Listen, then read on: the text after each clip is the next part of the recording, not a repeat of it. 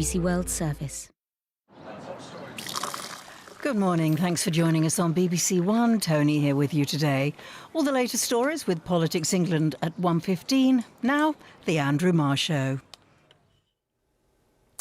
Good morning to you. Well, one thing we've been reminded of this weekend, COVID-19 is not to be underestimated. In the latest twist of this real-life shocker, President Trump is whisked, coughing and tired, to hospital, plunging the US election into chaos. Here, as much of the country goes in and out of confusing new restrictions, Tory MPs are in rebellious mood as the Prime Minister tries to reconcile public health and our fragile economy. This may be a tough autumn ahead, but friends, it's not going to be a boring one.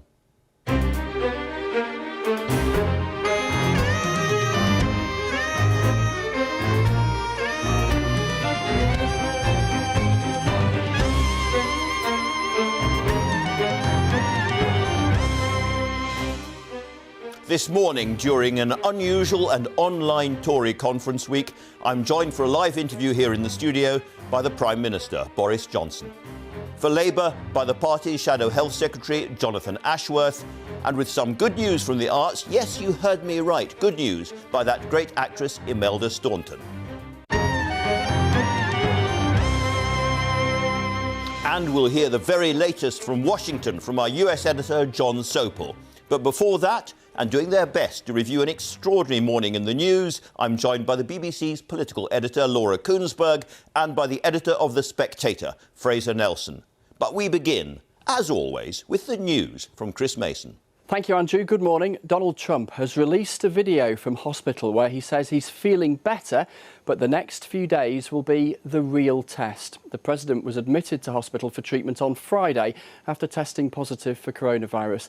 The video comes after a day of mixed messages over his health, as our North America correspondent Peter Bowes reports. Donald Trump's first full day in hospital. A day of confusion and concern over the president's health, with mixed messages coming from his doctors and the White House. And then, late in the day, a tweet from the president and another video, an update from Mr. Trump on his condition. I came here, wasn't feeling so well. I feel much better now. We're working hard to get me all the way back. I have to be back. When he addressed reporters outside Walter Reed Medical Center earlier, the president's personal physician said Mr. Trump's symptoms, a mild cough, nasal congestion and fatigue, were now resolving and improving. But he was vague on whether the president had needed oxygen at any point. Has he ever been on supplemental oxygen? Right now, he is not on oxygen. I know you keep saying That's right now, but should we read into the fact that he had been previously? Yesterday and today, he was not on oxygen. So he has not been on it during his COVID treatment? He's not on oxygen right now. It later emerged that Mr. Trump had received oxygen at the White House before he was admitted to hospital. There was further confusion when the White House Chief of Staff, Mark Meadows, indicated to reporters at the hospital that the president was still not on a clear path to a full recovery. There is a consensus that the next few days will be crucial.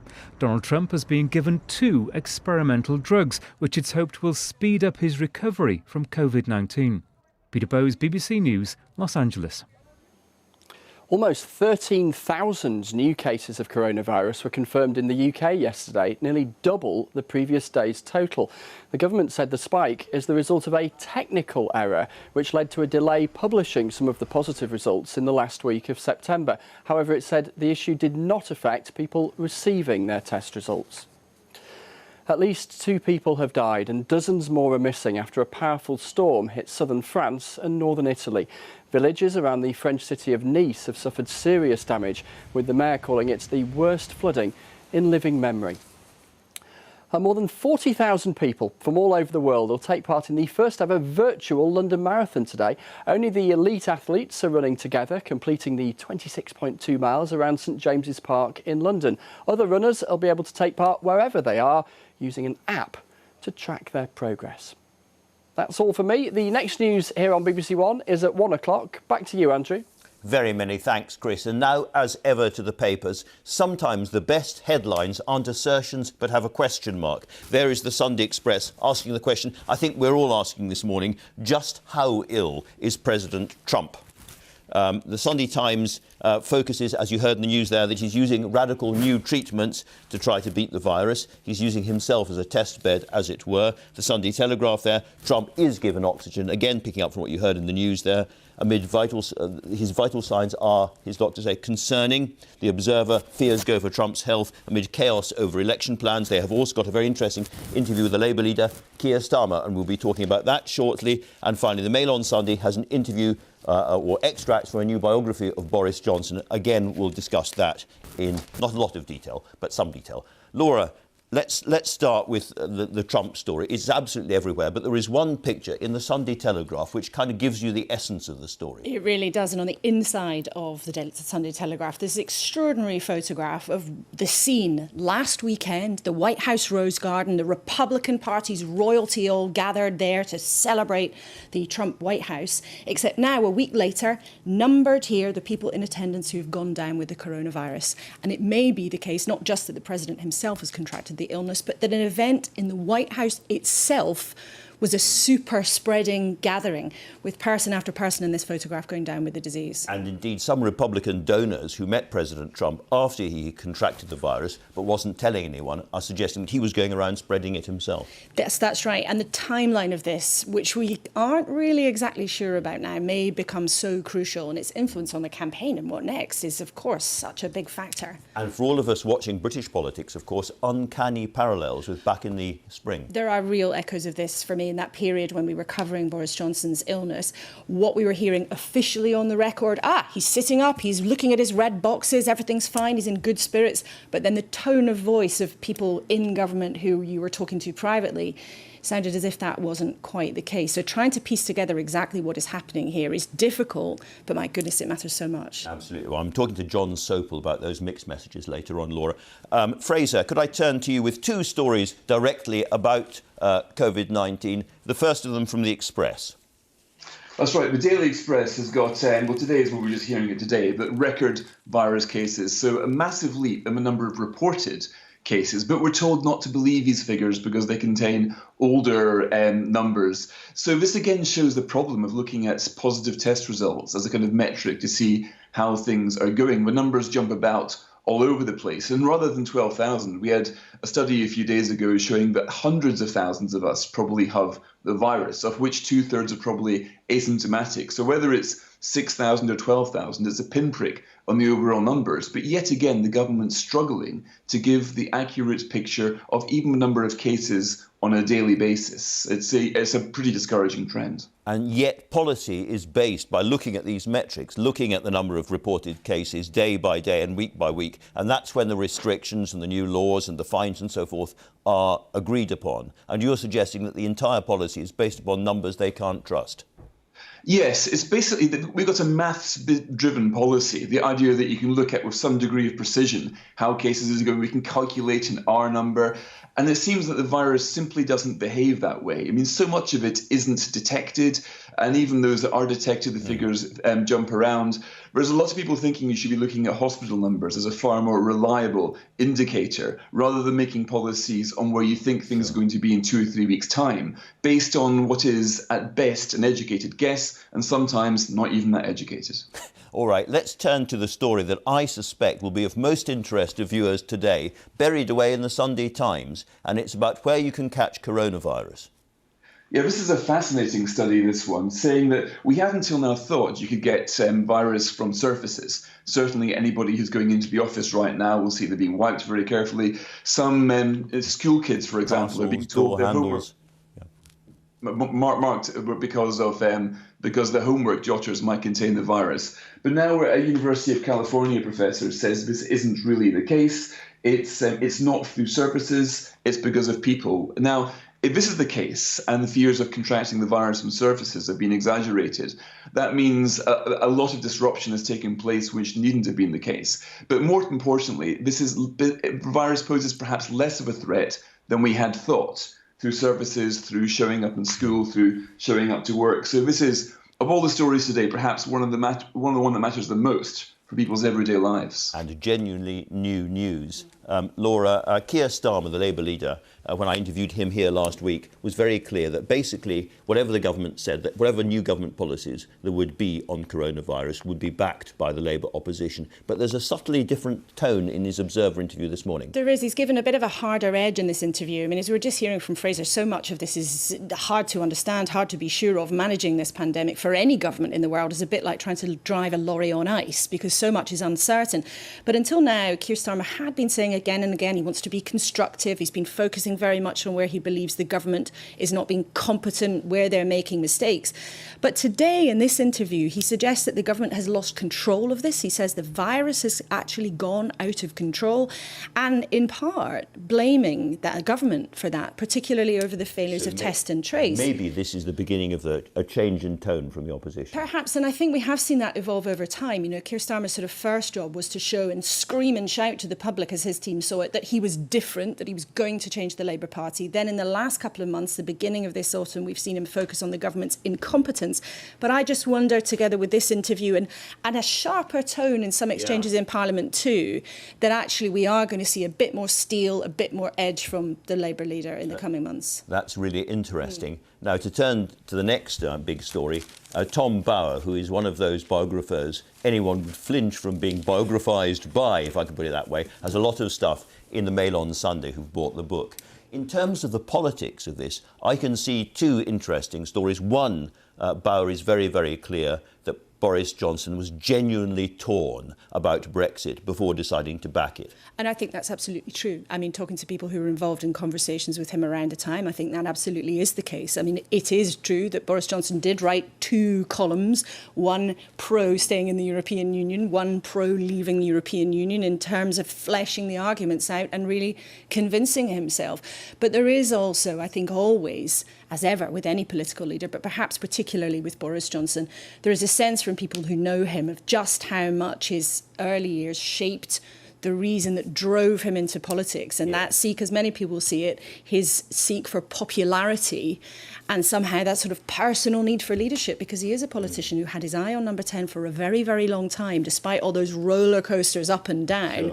That determined whether he got there. Those people who want to read more can, of course, buy and read the newspaper. The other political thing that really struck me, and I think The Sun has pulled this out of the coverage, is that right at the beginning of the coronavirus pandemic, Boris Johnson, it says, was told by Professor Ferguson, that very famous professor at the time, that possibly, if he got it wrong, 1.5 million British people might die. And that might have spurred him into the national lockdown. Yes, I mean, some very scary suggestions in that about the potential numbers. I think there's still a lot of intrigue and detail really for us to learn about what really happened in those early stages of the pandemic.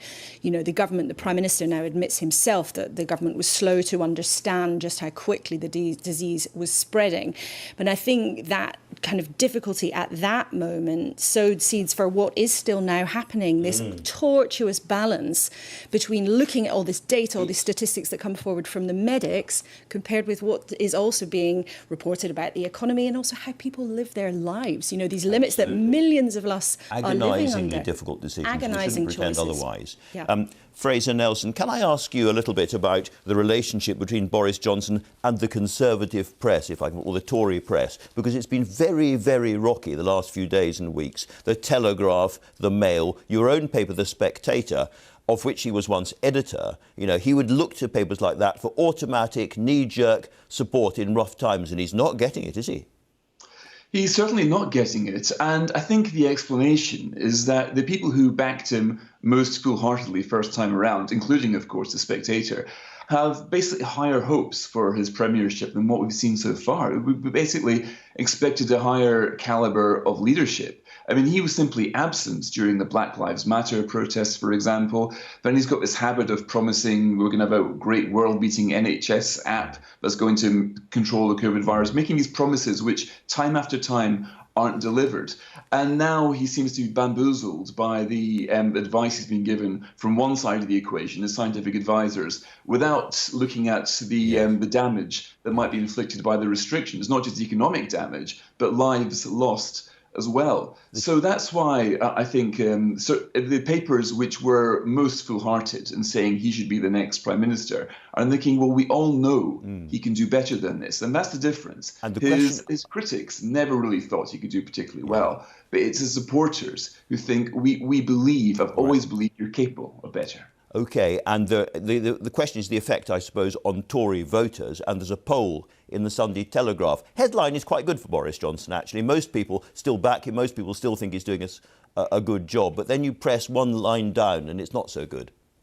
Yeah, I was looking at the in the Sunday Telegraph. I've broken out the data today. What jumped out at me was, would you support Boris Johnson being replaced as leader of the party before the next election? Only 30% would oppose that. Now, given that Boris Johnson personally won a majority only a few months ago, it's quite striking to see only a third of Tory party members would oppose him being ousted by the next election. And Rishi Sunak is way ahead of all the others as the next contender. He sure is, Fraser. Thank you very much indeed for that. So Boris Johnson has a certain amount of work to do to rekindle faith in his leadership at the moment, Laura. I think that's absolutely true. And we've seen it not just in private, where ministers talk about their concern of what's going on, and including people who, as Fraser says, supported Boris Johnson in the leadership contest. But we've also, surprisingly for a government with a huge majority, only 6 months or so into that, we've seen it in public, on the backbenches and in the House of Lords, very trenchant criticisms. But I think some of it comes from the difficulties of this moment. You know, Boris Johnson was chosen by the Tory party as a sort of cheerleader, someone who was meant to bring sunshine. And instead, his leadership has arrived at this very, very tricky moment. Yeah, very hard for him. Minister said to me the other day, the mix between his leadership skill set and the moment is like trying to mix a fish and a bicycle. But a reminder, governments don't choose events that they have to deal with. It's not up to them to set what's actually going on in the world. Back to Harold Macmillan. Indeed. Thank you very much indeed, Laura. And so to the weather. Now, you may find this eccentric, but one of my favourite words is subaqueous, which pretty much describes much of the country during the last few days. A sodden start to October. Much more of this, and we will all need webbed feet. Over to Chris Fawkes. Chris. Well, Andrew, you bang on message, I have to say, because I thought I'd start off with looking at just how wet October's been so far. We're only 4 days into October, of course, but there are a number of areas that have already seen over a month's worth of rain. Gloucestershire, 109 millimetres instead of the average of 81 that we'd normally expect for the whole of the month, and parts of Aberdeenshire, Hampshire and Berkshire seeing similar amounts of rain. Now, we've got more of that wet weather to come today. Met Office amber weather warning remains in force till midday across Wales, the West Midlands and South West England. And along with this band of rain, we're also going to get strong winds with gale force winds around coastal areas in particular. It becomes a little bit less grim through the day across parts of North Wales, Northern England and a good part of Scotland. The sunshine coming out, but it won't be entirely dry. There are going to be a number of heavy showers working their way in. And indeed, overnight, with that low pressure going nowhere too far too fast, those showers move farther inland.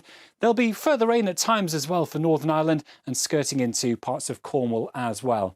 Now, this same area of low pressure is going to be with us for a few more days yet, and that means more unsettled weather. Generally, on Monday, it's a day of sunshine and showers for Scotland, England and much of Wales, but we do have this line of more persistent rain edging back into Northern Ireland and Western Wales through the afternoon. It remains a little on the cool side for the time of year, but those temperatures picking up in London, 11 degrees today, but about 17 tomorrow. That's the latest weather, Andrew. Well, that's a fantastically cheering weather report, if you're a frog. Now, with the latest from Washington on President Donald Trump's health after being diagnosed with coronavirus, I spoke just before we came on air to our North America editor, John Sopel. Well, we're trying to figure it all out because, as you say, the doctors painted a very, very rosy picture yesterday morning, saying it was all fine, wouldn't answer a question about whether he had required oxygen or not. He did. They also said that the diagnosis was 72 hours ago. And it wasn't, and they had to correct that. And then you had a briefing from the White House Chief of Staff saying, oh, it's a much more serious. He was very ill on Friday morning, and the next 48 hours are going to be critical. Since when we've had another medical bulletin saying he is not yet out of the woods, but we are cautiously optimistic. The narrative is changing, and I'm not sure it's because the president's condition is changing. It's the messaging, and that is very confusing. Now, going forward, presumably whatever happens, because of quarantining, he won't be able to engage in another face-to-face debate with Joe Biden. What's the political impact of that, do you think? It's conceivable he would be able to do the last debate. The next debate is due to be in Florida in about 10 days' time. I cannot see that happening.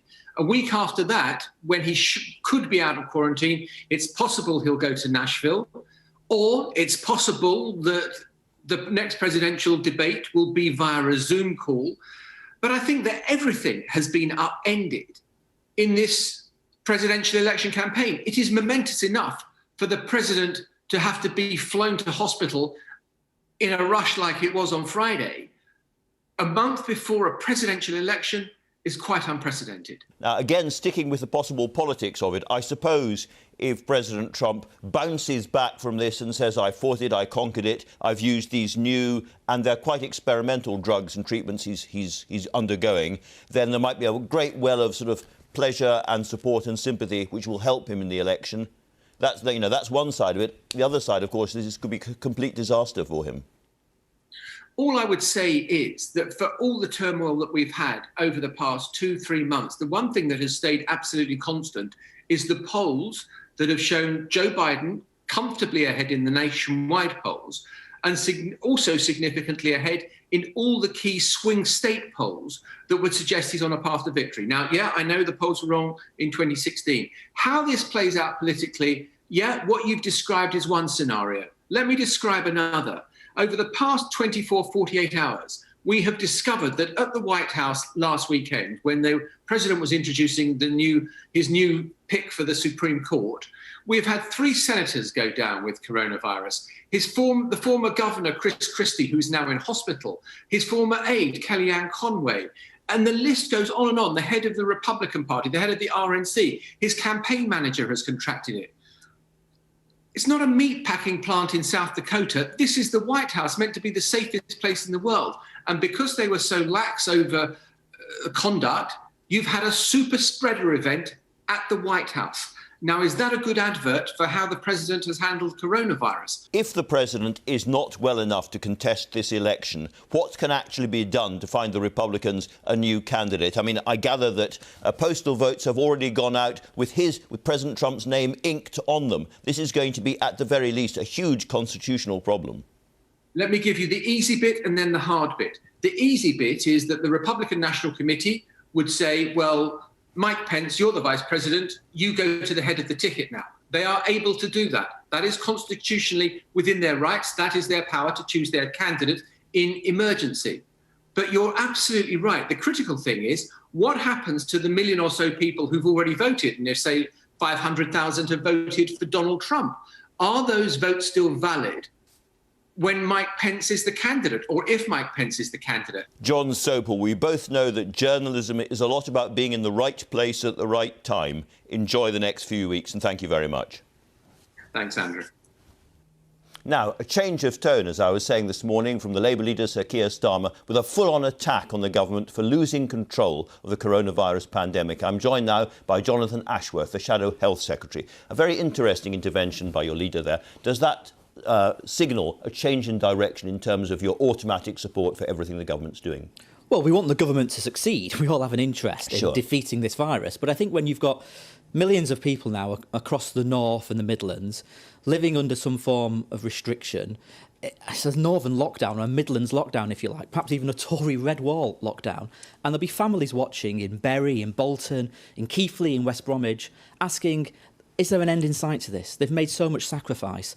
We've got the October half-term coming up. Will they be able to take their kids round to see their grandparents in Bolton and Bury? And what we're saying is, we need a strategy. We need a plan for those areas that are in lockdown. I mean, Leicester's still in, I think, day 95 of lockdown, for goodness sake. We need a plan, we need a strategy, and we need to give those families and the businesses affected in those areas that reassurance that the government have got a grip and a plan to drive these infections down. I get all of that, but this is a strategy that you as a party have supported all the way through up to now. And if the Prime Minister would be watching this, he'd be saying, so Can I count on Labour's support now or not? Can I count on it? Let me just take, if I may, let me just take issue with what you just said there, because we've always said that if national restrictions are necessary, then we support them. And we understand the sacrifice the British public are making. We're not going to blame the British public like Boris Johnson tried to do. Local, We're proud of what the British public are doing. We understand why local restrictions may be needed, but I think it's Andy Burnham who's been saying it's a bit like Hotel California. Places go into these restrictions, you check in, but you can never leave. But we've always said... I'm sorry to interrupt, but to be absolutely clear, you don't support local restrictions we support local automatically. we support local restrictions, but what people want is clarity. The rules seem to chop and change all over the place. I mean, Boris Johnson did all those regional news interviews. He couldn't even explain what the local restrictions were because they chop and change like virtually every day. So we need clarity on why an area goes into restrictions, clarity on how an area gets out of restrictions. But here's the key. If a local area, well, in fact, any area that's in restrictions, or any area across the country, the local authorities should have control over the testing system and the tracing system. The Serco call centre is simply not working. In Bradford, in Oldham, it's around 50% of contacts are getting traced. It's no wonder they're failing to get on top of the infection. And your leader has said that local politicians should be, quotes, in the driving seat. Does that mean that you support now people like the mayor who said that of Middlesbrough, who said that his town was going to be in revolt against these restrictions and would not accept them because there was no scientific evidence behind them? Well, I think he's actually backtracked, that mayor of Middlesbrough. But what we need to see is local authority leaders properly involved. We need to see local councillors properly involved. We need to see the local health service involved as well. At the moment, what happens is it is an area gets restrictions, and it's not clear why, because some areas which have got restrictions with high infection rates are in restrictions, but there's other areas like Newark and Sherwood, which is where there's 2 cabinet ministers, don't have restrictions. Why is that? Do you think there's political interference going on here? Well, I think because there is no clear guidelines as to why an area goes into restrictions and why an area, or how an area comes out of restrictions, then there is a suspicion that there is political interference. I hope there isn't, but until the government publish clear guidelines, that suspicion will always linger. OK, let's talk about schools, because I'm genuinely confused here, because Keir Starmer said on Thursday it was an inevitable risk that when we got our children back into schools and our students back to universities and people back to work, the infection rate might go up. That was a known risk. So why at the time did he say, I expect them back in school, no ifs, no buts, no equivocation? You're trying to have your cake and eat it. No, we're definitely not. Because within this, you've always got to manage different risks. Now, I think the long-term impact of children not being in school for months and months and months is devastating. Not just on their educational development, that's quite obvious, but also on their health. Mental health implications, obesity... You can't then attack the government for the spike going up once they've gone back to school. I'm sorry, you can, because yes, you need to get children into school, but you should have built a testing capacity, a testing capability, in recognition that 8 million children going back to school, probably picking up colds and coughs and sniffles, as children do when they go back to school, would put increased demand on the testing system. The government failed to do that, so and the testing system fell over, and we still have problems today with people not able to get a test. Let's move from schools to pubs. You have serious doubts about this 10 p.m. curfew, and you can see people up and down the country pouring out of the pubs in great hubbubs, having had a fair amount to drink, mingling, going on to public transport. I think the problem with the 10 p.m. curfew is that the government have still not published the public health evidence as to why they think this is an effective intervention. If it's effective, so straightforward question, we would support Jonathan it if the public health evidence is there. But at the moment, as you say, you've got all these people piling into city centres, piling onto the Metrolink in Manchester, piling into the local Tesco's, getting lots of extra drink.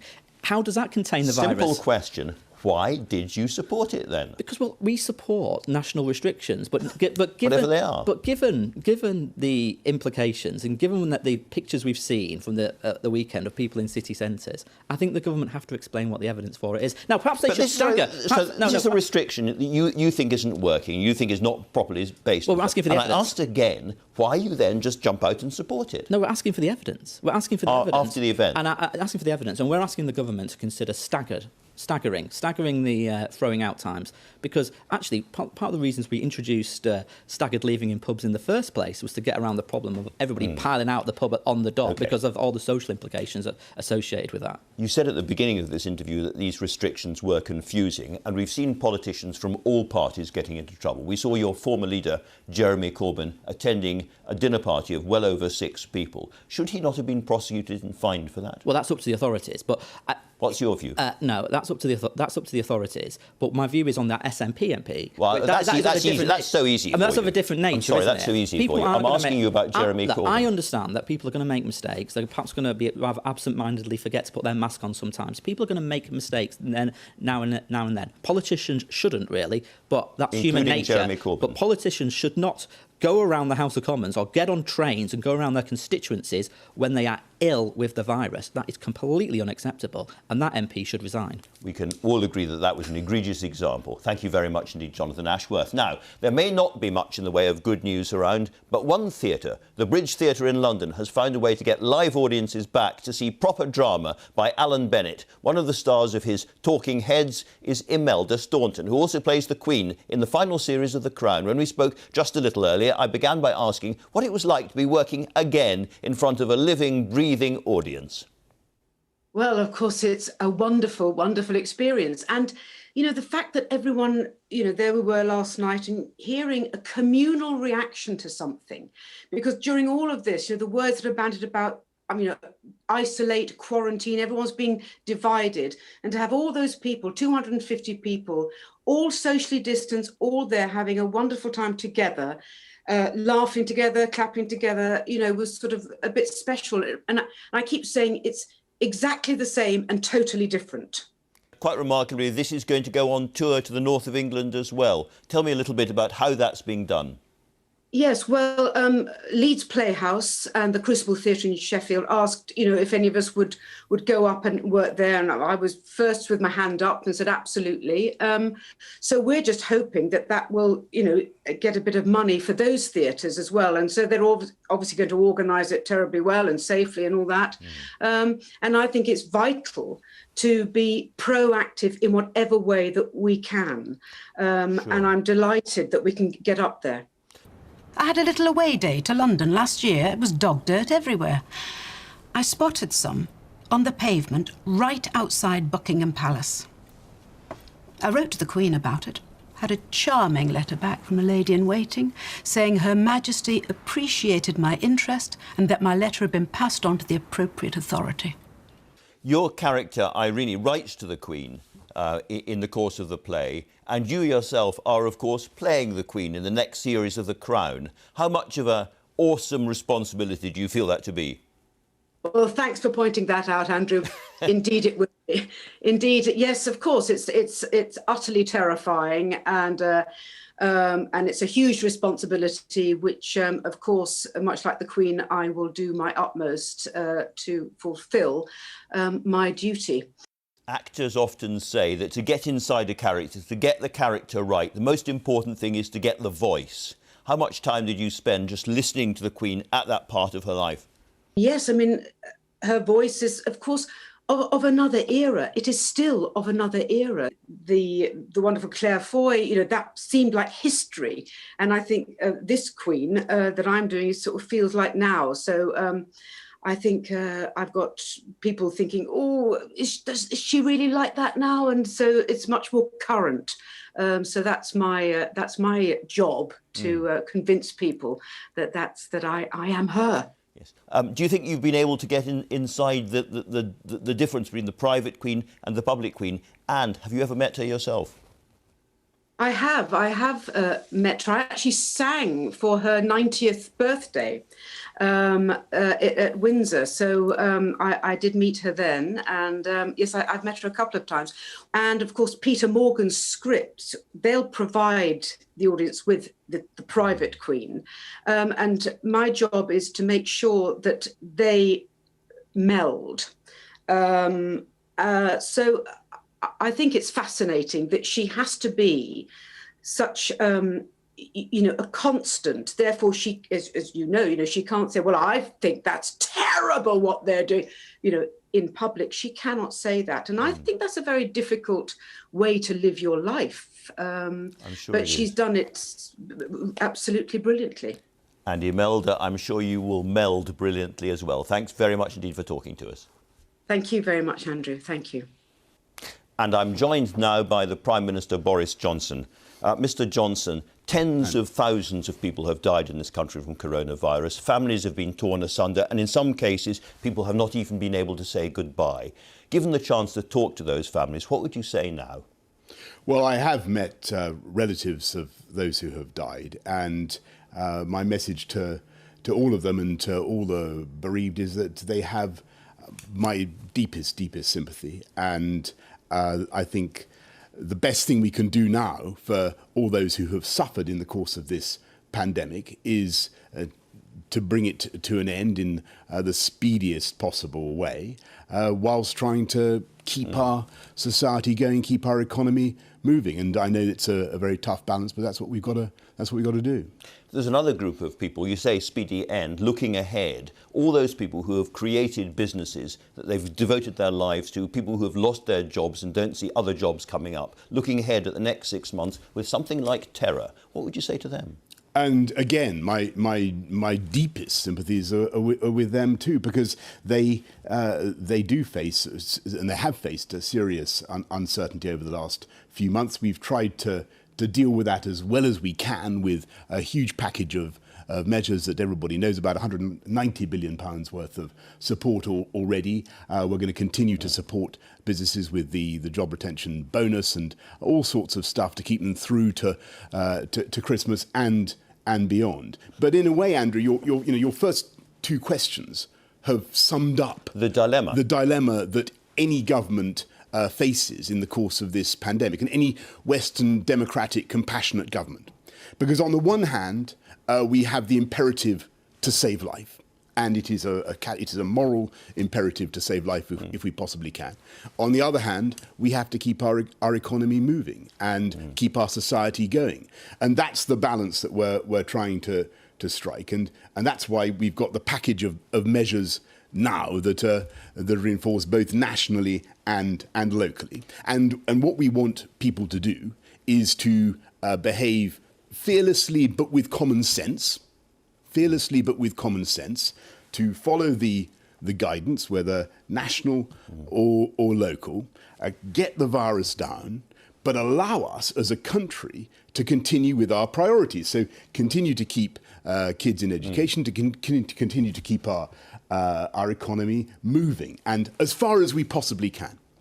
And what I hope is that, and believe very strongly, is that in the course of the next few weeks and months, the scientific equation will change, and we will start to see progress, whether it's on vaccines or on testing, that will enable us to take a different approach. But for the moment, that is the balance that people have to adopt. And that's the line we've got to follow. And it's the balance that you have to think about every day of your working life. Now, at the beginning of this, you had great public support and you had great support inside the Conservative Party. That is waning. I have to ask you straightforwardly, a lot of people are asking this question inside your party. They say the Boris Johnson of autumn 2020 just isn't up to it. Well, I think that the reality is that this is a government that's facing an unprecedented crisis, and I think that if people wanted me to approach it with, the sort of buoyancy and élan and all the qualities that I normally bring to things, I think people would think that was totally inappropriate. And it is, because we face a pandemic in which already tens of thousands of people have died. And the struggle we have now is to contain that pandemic and yet to keep our economy moving. And what I can certainly tell you, Andrew, is that as soon as we have done what is necessary, and as soon as we have got the virus under control and we're able to move forward in the way that I think everybody would want, then you will see this country and this government really accelerating our progress. And indeed, what we're saying at this Conservative Party conference is that we're not going to allow ourselves in any way to be deterred by coronavirus. We're accelerating our programme for national renewal. We were elected, we had a massive majority in 2019 to change this country for the better. This is the moment not to be deterred, not to slow down, but to speed up. And that's what we're going to do. Now, we've got a lot to get through. May I turn to the strategy with which you're dealing with the coronavirus? Yes. There are two key elements to it. One of them is the local restrictions and the local curfews and lockdowns and so forth. If we look at Oldham has been under really quite tough local restrictions now for 6 weeks. And today, compared to the beginning of those restrictions, the rate of infection is nearly double. It's simply not working, is it? Well, I'm afraid it's simply too early to say. And yes, of course, I know it's deeply frustrating for people in Oldham and for businesses in Oldham to be labouring under the kind of restrictions that we've got. And nobody wants to impose these types of things. But the advice that we're getting is that in these areas where we've got local lockdowns, stringent local lockdowns, we need to wait and see whether the R starts to come down, because some of these things have been intensified and the ratchet, as it were, has been tightened just in the last few days. So you've got to wait and see whether the rate of infection starts to come down. But we've got a fair amount of evidence. It's obviously not just Oldham. The City of Manchester, for instance, has been under restrictions since July.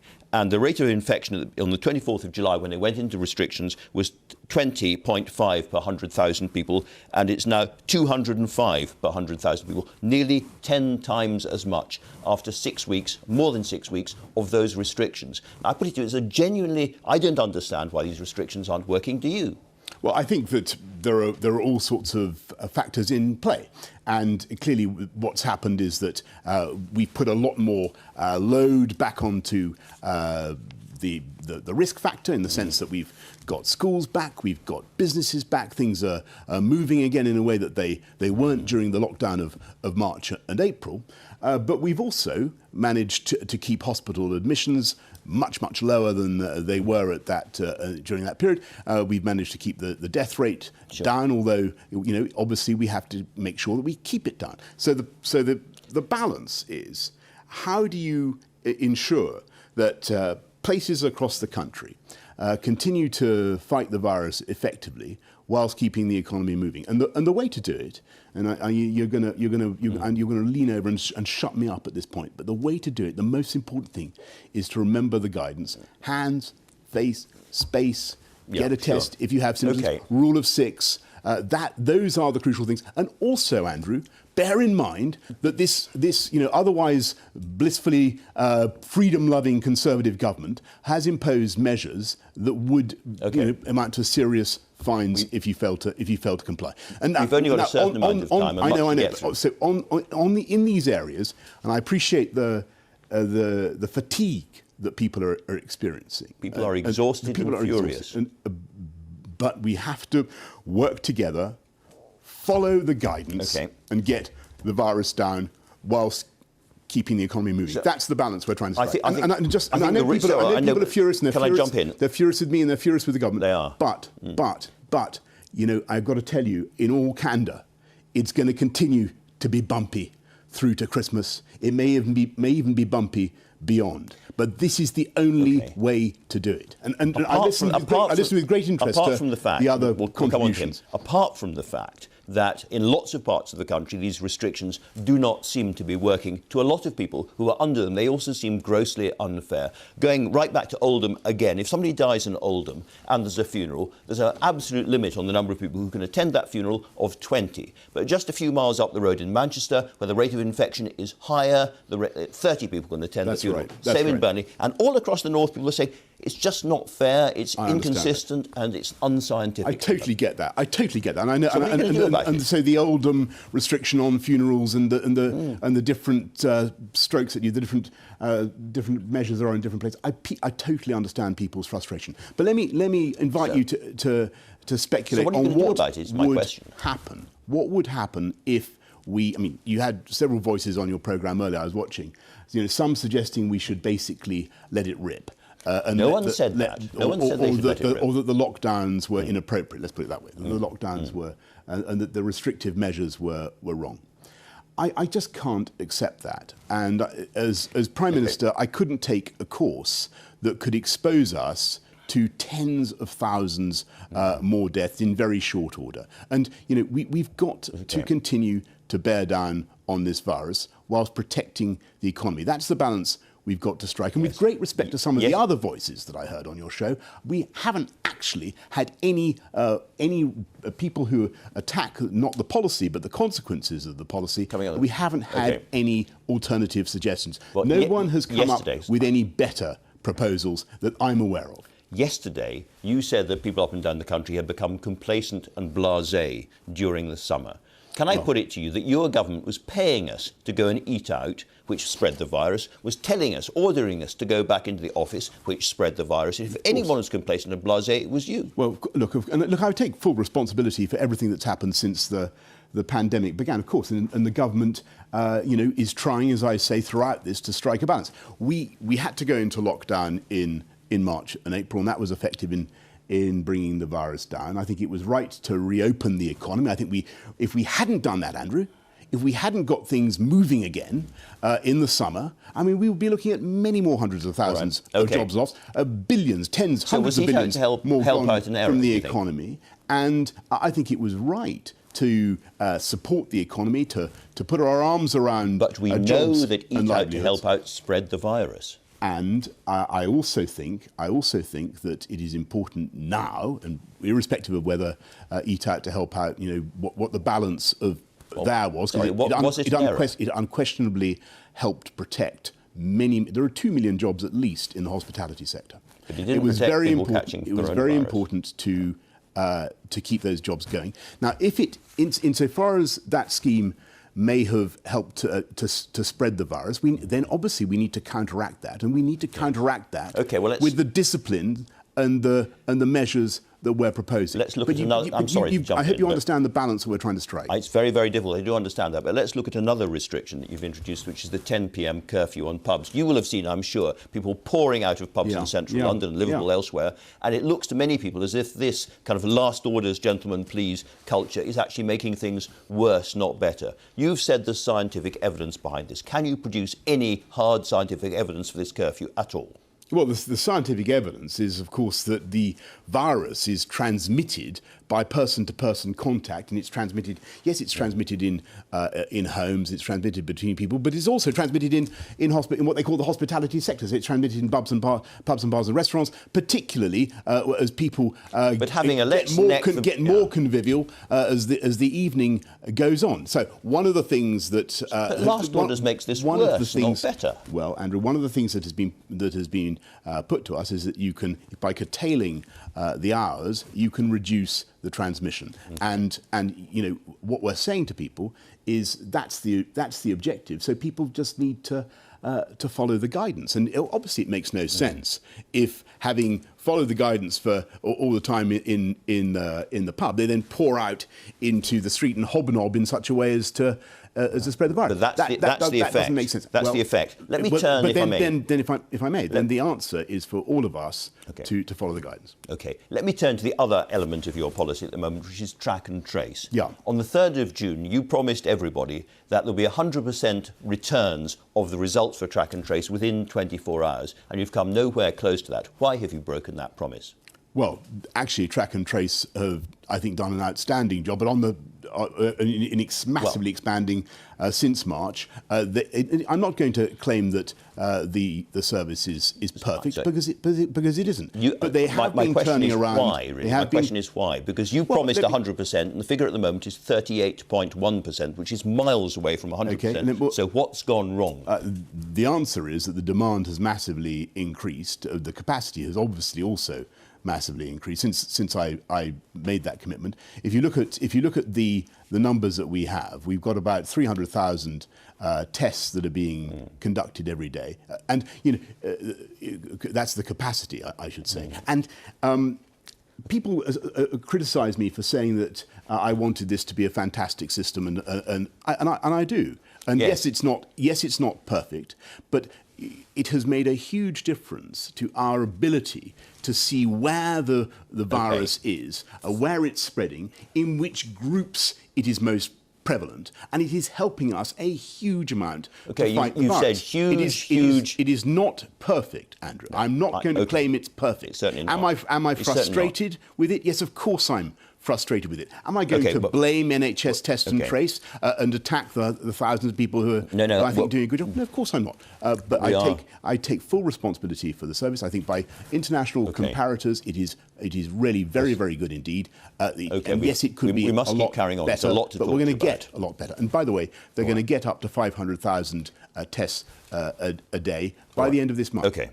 Now, let's look at a pattern. A world-beating track and trace system, you said. An app by the middle of May, you said. Turn the tide in 12 weeks, you said. A significant return to normality by Christmas, you said. There is a pattern here of over-promising and then under-delivering. Why is that? Well, several points there. Actually, if you look at what happened in the course of the pandemic, we did turn the tide in the sense that the numbers went massively. I think most people would say that the lockdown that we had did turn the tide. We now have, as I constantly warned, we now have a second spike. But let me just, you're asking a fair question. I'm basically saying, you keep saying we're going to be world-beating this, we're world-beating that, and to most people it simply doesn't feel like that. I'm asking you, can you promise people in the future a bit more reality and a little bit less rhetoric? Well, what you've got to do is realise that this is a pandemic in which people need to understand that there is hope. And there is hope. And we will get through this. And we will get through this very well.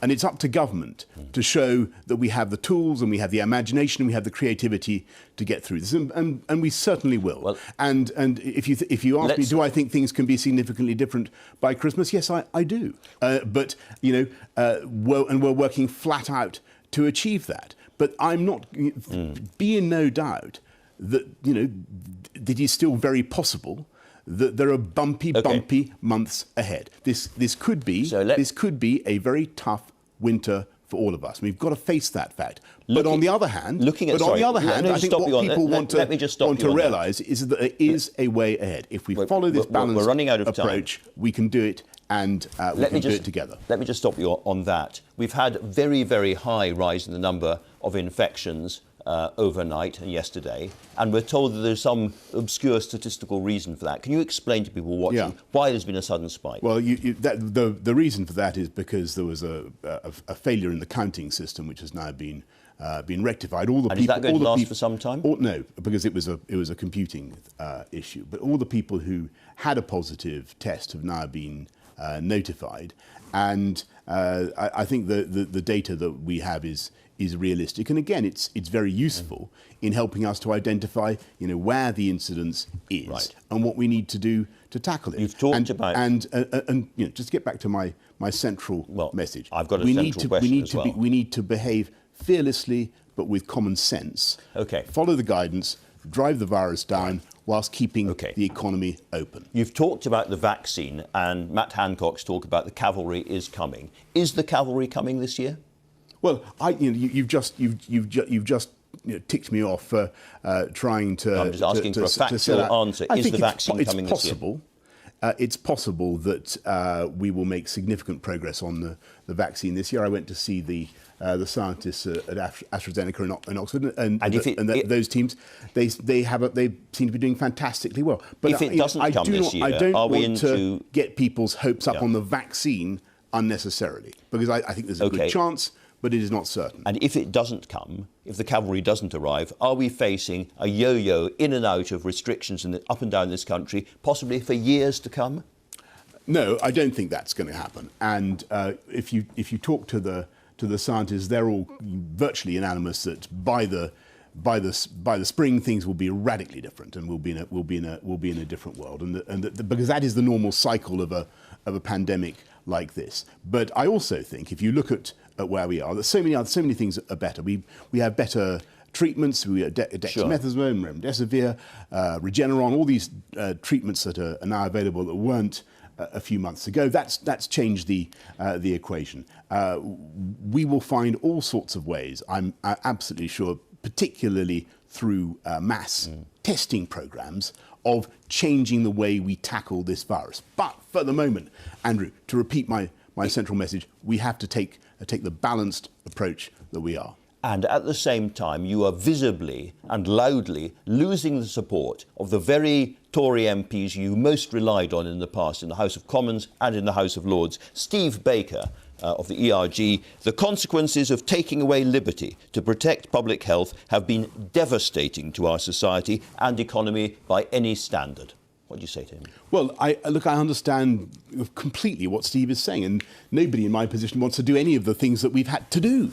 I'm a freedom-loving Tory. I don't want to have to impose. I don't want to have to impose measures like this. Are you crazy? I mean, this is the last thing we want to do. But I also have to save life, and that's our priority. And I think also, by the way, that's the priority of the British people. And I think that they will want to see their government continuing to work, continuing to fight the virus, and that's what we're doing. We have to move on. We've only got 5 minutes left. Yesterday you spoke to the President of the European Commission. Yes. After that conversation, were you more or less confident that we're going to get a deal? Well, I had a good conversation with Ursula von der Leyen, and she and I both issued a statement after that saying that we thought there was every prospect that we could get a deal. Everybody's been working very hard. I've got you here. What do you think in your waters? I think it's there to be done. I think, alas, there are some difficult issues that need to be fixed, and there's no question that the EU needs to understand that we're utterly serious about needing to control our own laws and our own regulations, and similarly, they need to understand that the repatriation of the UK's fisheries, which were lost in 1973, is very important. You've been characteristically bullish about a no deal, saying we'd be absolutely fine. Is that really still the case, given the effect on the economy of coronavirus now? Mark Rutte, for instance, has said that a deal, he says, is a geopolitical necessity in the middle of a pandemic. Well, surely he's good right. For Mark. Do you agree with him? Good for Mark. In which case, I hope that they'll agree to the deal that we've set out, because it's a very good deal for the EU. All we're asking our friends and partners to offer is terms that they've already offered Canada, which is a long way away from here. We're very close to our European friends and partners. We've been members of the EU for 45 years. I see no reason why we shouldn't get those sorts of terms. Are you in any way worried about the effects of no deal in the middle of a pandemic? I don't want the Australian WTO type outcome particularly, but we can more than live with it. All right. More than live with it. And this country, I think actually the people of this country have had enough. They've had this for a long, long time, being told that this or that was impossible or intolerable. I think we can prosper mightily under those circumstances. The new leader of the Scottish Conservatives, Douglas Ross, said this yesterday. He said the case for separation between England and Scotland is now being made more effectively in London than it ever could be made in Edinburgh. Do you think he was talking about you?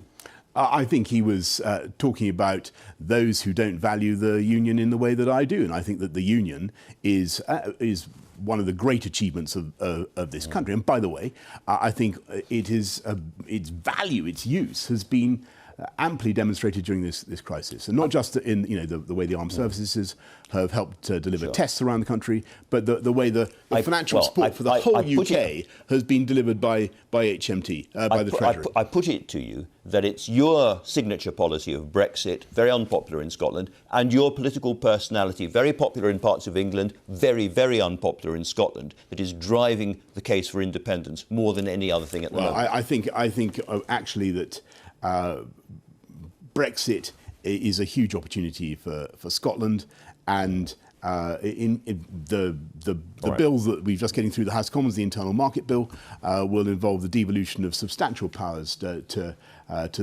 Scotland and elsewhere, and not least over fish. And just to get back to this fish point, it seems absolutely incredible to me that the Scottish Nationalist Party should actually be supporting a policy of literally handing back control of Scottish fisheries to Brussels, abandoning the future prospects of young people growing up in Scotland who would have a great future in that industry. Straight question: if the SNP win a big majority in the Holyrood elections next year on a mandate for a new referendum on independence, do you simply turn your back on the Scottish people and say, no, you can't have it? Well, what I would say is I think that, as we've been discussing throughout this conversation, this country has a big job now of building back. So yes or no? Do you allow them that referendum, yes or no? From coronavirus, and I don't think this is the time, quite frankly, for us to have another referendum. We had a referendum in 2014. So no is the answer. We were told it was a once in a generation event, right, by the leaders of the Scottish Nationalist Party, and 6 years, it doesn't seem to me, is a generation. 8 years or so ago, I had a stroke, and I came back to work quite quickly, and I was quite surprised by real fatigue after that. It was a serious, as it were, insult to the body, and there is always a response to that. You've had coronavirus. Have you suffered anything like that? No, and I have huge sympathy, obviously, for what you went through, Andrew. But no, I had a nasty bout of it, no question. But there's no long COVID, you know.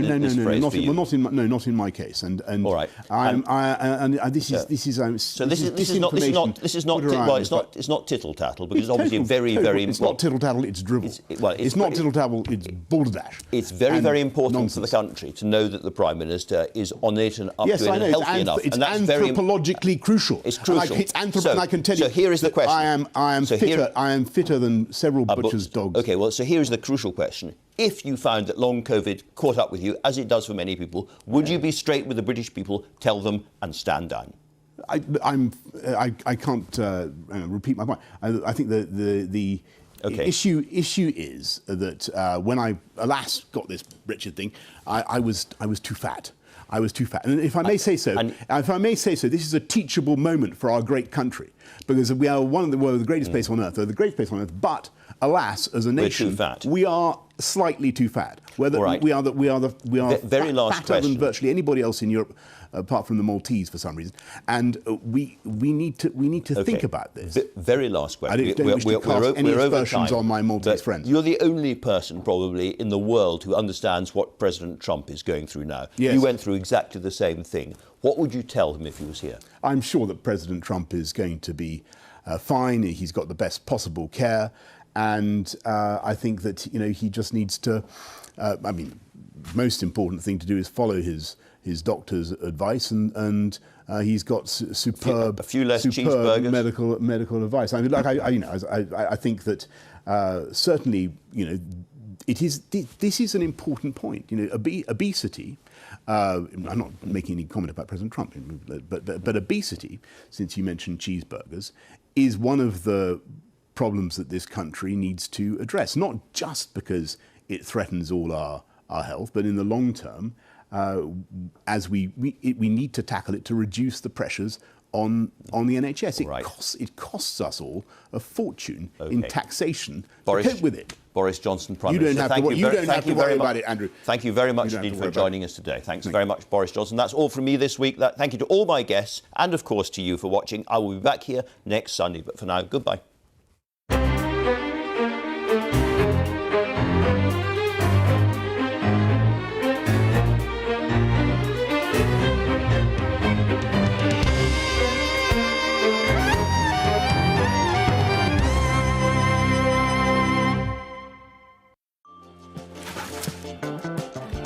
Subtle, is it? Oh, everyone else is in a couple. It must be me who's wrong.